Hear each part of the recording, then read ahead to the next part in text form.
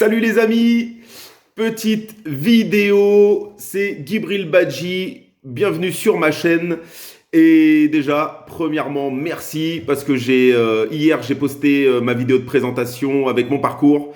J'ai eu plein de commentaires vraiment chaleureux, c'était que des encouragements. Donc vraiment, je tenais à vous remercier pour ça. Et voilà, donc maintenant, on y est, c'est créé. Et à un moment donné, il faut faire des vidéos.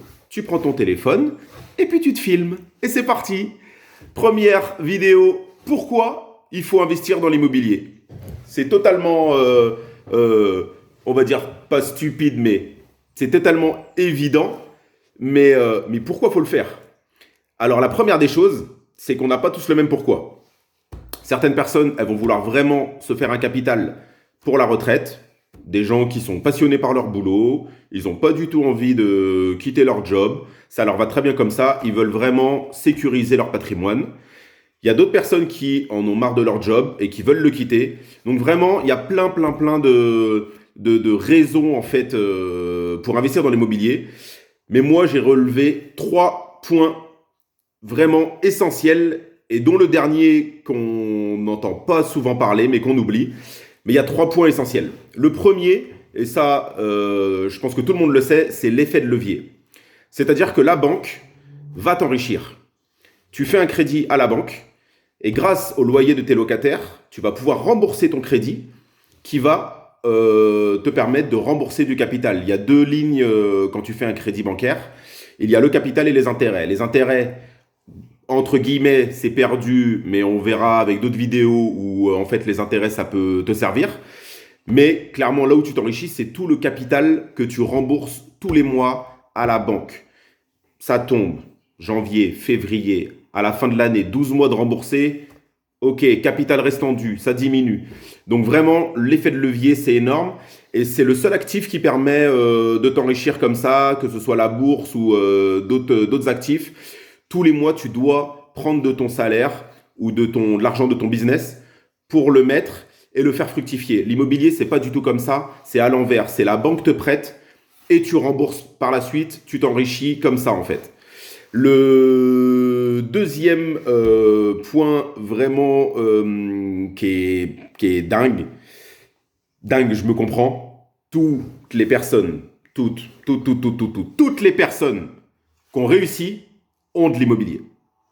Ça, tu peux vérifier. Tu regarderas que tous les gens, je ne te parle pas d'être milliardaire, mais tous les gens qui ont qui avaient une super entreprise, qui avaient un super job, où on parle même pas de se mettre à son compte et de créer un business énorme. Tous ont de l'immobilier.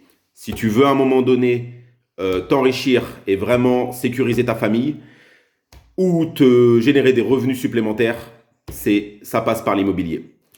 Il y a des gens qui ont réussi qui font pas de bourse. Il y a des gens qui ont réussi qui font pas de trading.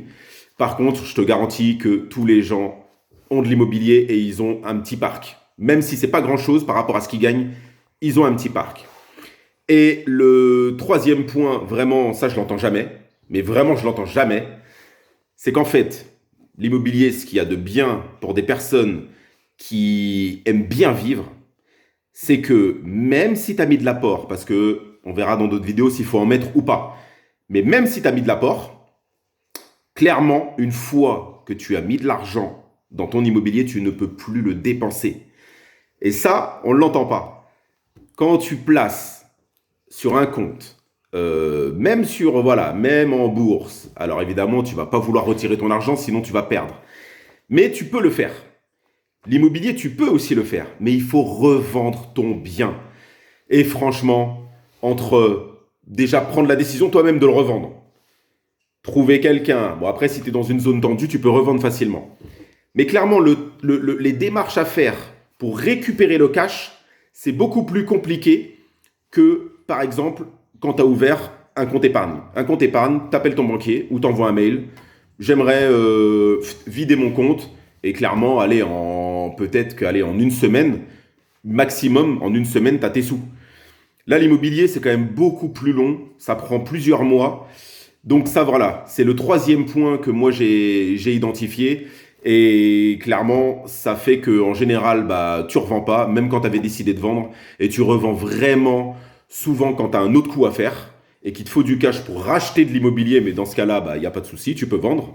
Mais en général, quand tu n'as pas vraiment de projet et que c'est juste de l'impulsif et du coup de cœur, en général, tu revendras pas. Donc voilà, première vidéo, on se forme, hein, c'est pas parfait, je voulais la faire différemment, mais bon, au final, c'est comme ça. Voilà, j'espère que ça vous a plu. N'hésitez pas à vous abonner. Vous pouvez cliquer sur la petite cloche pour avoir toutes mes prochaines vidéos. Et donc, je vous dis à très très bientôt. Ciao, ciao!